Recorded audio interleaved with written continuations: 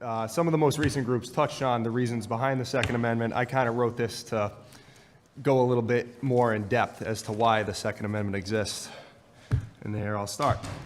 Good afternoon. Good evening, representatives. And thank you again for your time today. Good morning, right? The United States of America, above all else, is a constitutional republic. Yes, we have a democracy in which we get to vote for our elected officials, but our elected officials, you, above all else, are limited in your power and in the legislation that you pass by the Constitution of the United States, a document on which you raise your right hand to God and swore an oath to, a document whose premise is regularly under attack. Unfortunately, it's being attacked by the very people who are sworn to abide by it, our government. And it's our own faults that the Constitution is under duress. We, the American people, who are supposed to have control of our government, have been asleep at the wheel and all too trusting, while you, our legislators, senators, representatives, and politicians of all parties and backgrounds have run amok, unabashedly using your power and influence to limit the freedoms and liberties of the individual.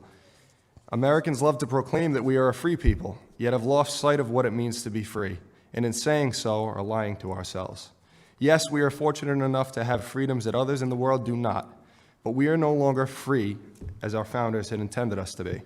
Yet those very founders had foreseen how even in America, a runaway government could become problematic, and they added a constitution to an amendment to the Constitution, a fail-safe, so to speak, that would protect us against the rampant abuse of power by our government, an inalienable constitutional right to keep and bear arms.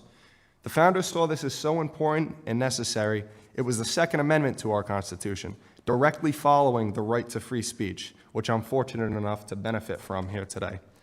The founders of this great land knew, having just won a war for their freedom against an unjust power, that given enough time, all governments have a propensity to become too powerful, and as a direct result, the freedom of its constituents falters. This was their reasoning behind their inclusion of the right to keep and bear arms within the Constitution. They even went so far as to include, even though it's already implied, the phrase, "shall not be infringed."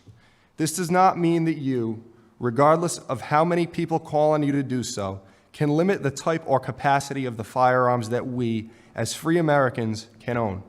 Don't forget that at the time of this country's founding, Americans had access legally to the same type of weaponry that the military had. And that was the point. It was for our protection against the state. That's how we can keep them in check. I think if we look at the tremendous amount of overreach practiced today by the United States government, it's pretty apparent why those at the very top want to take away this means of protection that our forefathers entrusted to us. They've realized that we Americans who hold our liberties dear are fed up. We are tired of being overregulated. We're tired of being taxed until we're near penniless. We're tired of our money going to a Federal Reserve to pay an unsustainable debt that we have to international banksters who couldn't care less about America. We're tired of having to ask for government's permission and licensure to do things that are within our God-given rights as free people to do. We're tired of seeing state-run programs being ran inefficiently, ineffectively, and wastefully. We're tired of news outlets, Hollywood, social media, and the education system being used as propaganda to indoctrinate the populace and advance the state's agenda. We're tired of being lied to. We're tired of going to war under false pretenses. To summarize, we're tired of our uncontrollable government. While we feel our voices have fallen on deaf ears to our politicians, make no mistake that amongst the citizenry, there is a quiet storm brewing. We are approaching a tipping point, and you'd be remiss to think that those at the top of the power structure aren't shaken by this. It doesn't take much critical thought to surmise why they're trying so hard to pass legislation against privately owned munitions.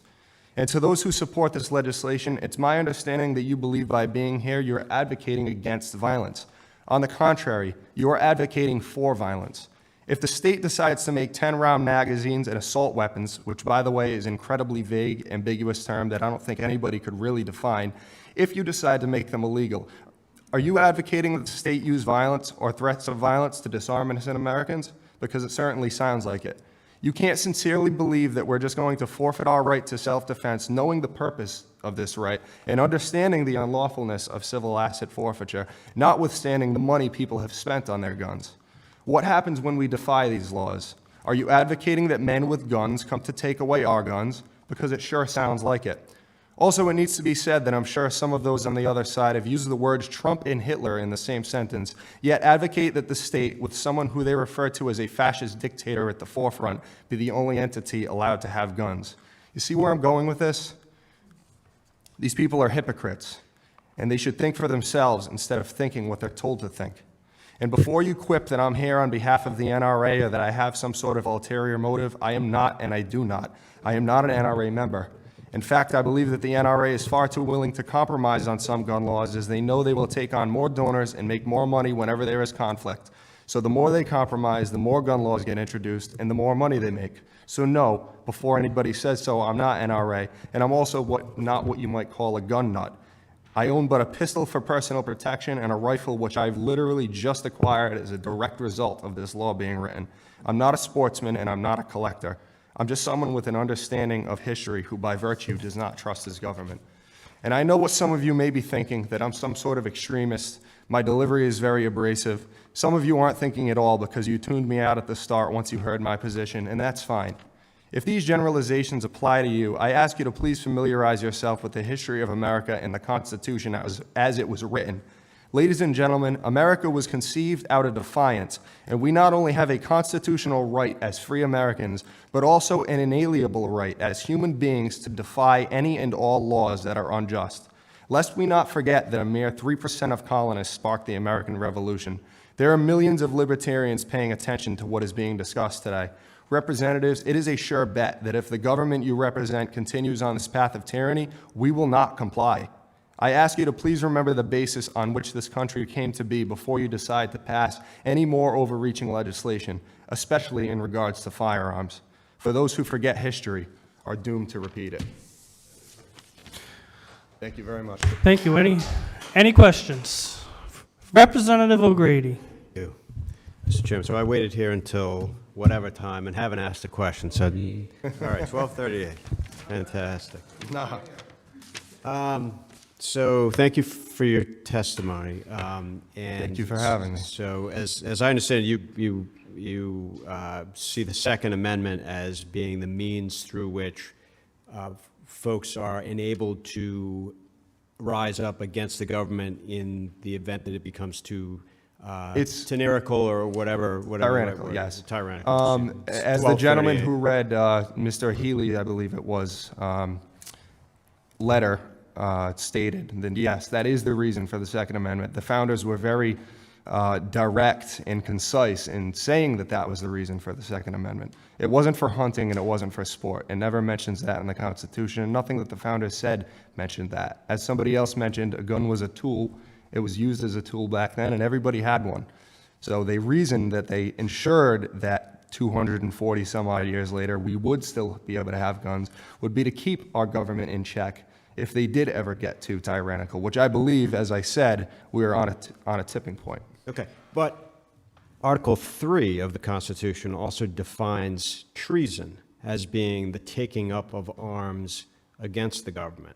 So how do you reconcile? Because the founders said themselves on multiple occasions that it is our right as Americans and our duty, actually, as Americans, to overthrow a tyrannical government. So it may be treason to overthrow the government in general, but once that government oversteps their bounds, which, as I said, I believe they are starting to do so and have been doing so for years, once the government reaches that point where they become tyrants, it is our duty as Americans to overthrow them.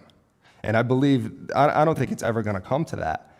But the reason why we have guns and the reason why they allowed us to have guns, and we're still allowed to have guns, is because the government wouldn't dare come after us as bad as I'm sure some people in the upper ranks would like to, because of the fact that we have guns. As somebody else had mentioned, a Japanese dictator said we won't invade America because there are weapons underneath every blade of grass. Well, that's true. I mean, look at all of us that own firearms in this country, and we're aware of our rights. And I believe that as long as they're not confiscated from us, that nobody will tread on us too much. Hopefully, 'cause I don't want to see it come to that point either. But I appreciate the answer. Yep. Thank you, Mr. Chairman. Thank you.